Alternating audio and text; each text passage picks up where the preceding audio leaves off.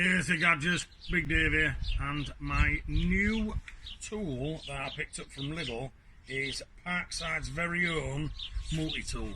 Now, I got it with a little tiny 2 amp 12 volt, but I've just been and picked up 4 amp 12 volt. So my next full length video is going to be on this bad boy. My first impressions of it are fairly heavy. Feels like it's got a metal gearbox in. All the front mechanism feels metallic. It's got a fair weight to it. The slides and everything feel pretty ergonomic. It's quite comfortable. I've got to be honest, I do like these batteries. I know they're only cheap, but they still are the lithium batteries.